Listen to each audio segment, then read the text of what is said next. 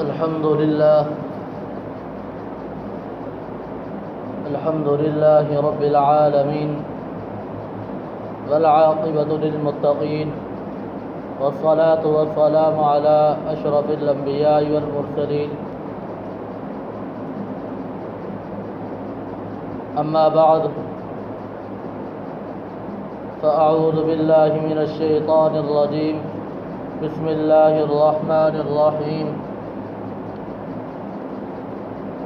ألم يجدك يتيما فآوى وقال النبي صلى الله تعالى عليه وسلم أول الأنبياء آدمهم وآخرهم محمد صلى الله عليه وسلم سبحان ربك رب العزة عما يصفون وسلام على المرسلين والحمد لله رب العالمين اللهم صل على محمد وعلى آل محمد كما صليت على إبراهيم وعلى آل إبراهيم إنك حميد مجيد اللهم بارك على محمد وعلى آل محمد كما باركت على إبراهيم وعلى آل إبراهيم إنك حميد مجيد خلیل اللہ نے جس کے لیے حق سے دعائیں کی، خلیل اللہ نے جس کے لیے حق سے دعائیں کی، ذبیح اللہ نے وقت ذبح جس کی التجائیں کی، ذبیح اللہ نے وقت ذبح جس کی التجائیں کی، جو بن کر روشنی پھر دیدائے یعقوب میں آیا، جو بن کر روشنی پھر دیدائے یعقوب میں آیا، جسے یوسف نے اپنے حسن کے نیرنگ میں پایا، جسے یوسف نے اپنے حسن کے نیرنگ میں پایا، کلیم اللہ کا دل روشن ہوا جس ضوء فشانی سے، کلیم اللہ کا دل روشن ہوا جس ضوء فشانی سے، وہ جن کی آرزو بھڑکی جواب لن ترانی سے، وہ جن کی آرزو بھڑکی جواب لن ترانی سے، وہ جس کے نام سے داؤد نے نغمہ سرائی کی، وہ جس کے نام سے داؤد نے نغمہ سرائی کی، وہ جس کی یاد میں شاہ سلیمان نے گدائی کی، دل یحییٰ میں ارمان رہ گئے جس کی زیارت کے، دل یحییٰ میں ارمان رہ گئے جس کی زیارت کے، اب عیسیٰ پہ آئے واعظ جس کی شان اور رحمت کے، اب عیسیٰ پہ آئے واعظ جس کی شان اور رحمت کے، وہ دن آیا کہ پورے ہو گئے تورات کے وعدے، وہ دن آیا کہ پورے ہو گئے تورات کے وعدے،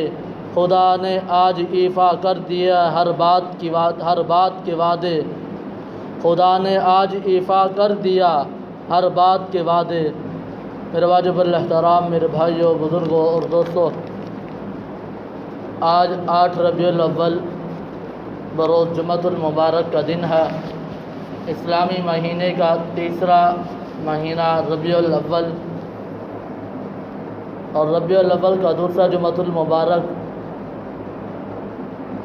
اللہ رب العزت سے دعا ہے کہ مجھنا چیز کو اکثر بیان کرنے کی توفیق عطا فرمائے اور اس پر ہم سب کو عمل کرنے کی بھی توفیق عطا فرمائے۔ میرے دوستوں، حضور پاک صلی اللہ علیہ وسلم کی ولادت سے قبل آپ صلی اللہ علیہ وسلم کی قریبی شخصیات پر اللہ تبارک و تعالی نے امتحانات لیے، جس طرح حضرت ابراہیم سے امتحانات لینے کے بعد اللہ رب العزت نے ان کو انعام اور عطا کیے اور نبوت عطا کی، اسی طرح آپ صلی اللہ علیہ وسلم کے قریبی رشتہ داروں پر امتحانات لینے کے بعد پھر آپ صلی اللہ علیہ وسلم دنیا میں تشریف لائے۔ وہ کون سی شخصیات ہیں جن پر اللہ رب العزت نے امتحانات لیے؟ وہ 3 شخصیات ہیں۔ نمبر 1، آپ صلی اللہ علیہ وسلم کے دادا حضرت عبد المطلب، نمبر 2 آپ صلی اللہ علیہ وسلم کے والد محترم حضرت عبداللہ، اور نمبر 3 آپ صلی اللہ علیہ وسلم کی والدہ محترمہ حضرت آمنۃ الزہرا رضی اللہ تعالی عنہا۔ میرے دوستو، حضرت عبد المطلب کو آپ صلی اللہ علیہ وسلم کے دادا ہونے کی سعادت حاصل ہونے تھی۔ جب حضرت عبد المطلب کی پیدائش ہوئی تو ان کی پیدائشی طور پر کچھ بال سفید تھے، اسی نسبت کی وجہ سے ان کا نام شیبہ رکھ دیا گیا۔ اللہ کی شان دیکھیے کہ ابھی پیدا ہوئے کچھ دنوں کے بعد ان کے والد محترم بھی وفات پا گئے۔ جب ان کے والد محترم کی وفات ہوئی، ان کی والدہ کا نام سلمہ تھا،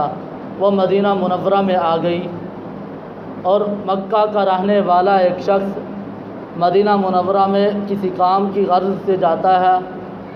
تو راستے میں نوجوان آپس میں تیر اندازی کا مقابلہ کر رہے تھے۔ ان نوجوانوں میں سے ایک شخص تھا شیبہ، وہ جو تیر بھی لگاتا تھا اس کا تیر نشانے پر لگتا تھا، اور پھر وہ اشعار کہتا تھا کہ لوگوں، میں مکہ کا رہنے والا ہوں، میں قریش قبیلے کا فرزند ہوں، اور جو شخص مدینہ سے جا رہا تھا، مکہ سے نکلا مدینہ کی طرف کام کی غرض سے، اس شخص نے جب یہ منظر دیکھا تو اس نے کہا، اس شخص نے پوچھا کہ یہ کون ہے؟ بتایا گیا کہ یہ مکہ میں پیدا ہوا ہے، کچھ عرصے کے بعد اس کا والد محترم وفات پا گیا ہے، اب یہ اپنے ننیال میں آیا ہوا ہے۔ تو جو شخص گیا ہوا تھا راستے میں ملا، اس نے ان کے چچا کے پاس جا کر مدینہ منورہ میں جا کر ان سے ملاقات کی، کہا کہ تم تو اتنے بڑے مہمان نواز ہو، اتنے بڑے سخی ہو، اتنے بڑے اچھے اخلاق کے مالک ہو، تمہیں پتہ نہیں کہ تمہارا بھتیجا کس مشکل میں وقت گزار رہا ہے۔ ان کو اتنا پریشان اور برانگیختہ کر دیا کہ وہ ان کے چچا نے قسم اٹھا لی کہ جب تک میں اپنے بھتیجے کو مدینہ منورہ میں نہ لا سکوں اس وقت تک میں چین سے نہیں بیٹھوں گا۔ چنانچہ وہ مدینہ منورہ میں گئے، ان کی والدہ محترمہ سے بات کی، ان کی والدہ کو پورے خاندان والوں نے سمجھایا کہ اب بچہ بڑا ہو گیا ہے، اس کو یہاں پر صحیحانوں میں عزت اور مقام نہیں مل پائے گا، ان کو اپنے ددیال میں لے جانے دو، لے جا کر وہاں پر اس کا نمایاں مقام بھی ہوگا، ان کا بڑا قبیلہ بھی ہے، اشراف لوگ ہیں۔ ان کی والدہ ان کو بھیجنے پر راضی ہو گئی۔ چنانچہ وہ مدینہ منورہ میں آنے لگے، چچا آگے بیٹھا ہے، بھتیجا پیچھے بیٹھا ہے۔ جو ہی مکہ کی دھرتی پر پہنچے تو کسی کہنے والے نے کہا کہ آج مطلب تو غلام لے کر آیا ہے، تو یہ نام اتنا مشہور ہوا کہ آج کے بعد ان کا نام عبد المطلب ہی کہا جانے لگا۔ اللہ نے اسی بندے کو یتیمی کے دن بھی دکھائے، مشقتوں کے دن بھی دکھائے۔ چنانچہ جیسے مکہ مکرمہ میں پہنچے، مکہ مکرمہ میں پہنچنے کے بعد رات کو سوئے اور رات کو خواب میں دکھایا گیا، اللہ تبارک و تعالی نے دکھایا کہ فلاں جگہ پر زمین ہے، اس زمین پر آپ نے جا کر کھدائی کرنی ہے۔ جب وہ کھدائی کرنے لگے اس وقت مکہ میں نہ پانی تھا نہ کوئی چیز تھی، پانی کی بہت زیادہ شدت تھی، نہ پانی پینے کو تھا نہ جینے کو پانی ملتا تھا۔ چنانچہ عبد المطلب نے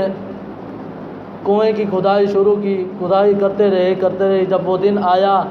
کہ ایک چٹان بچی ہوئی ہے اس کو توڑا تو چشمے آب زمزم کا کنواں جاری ہوا۔ جب آب زمزم کا کنواں جاری ہوا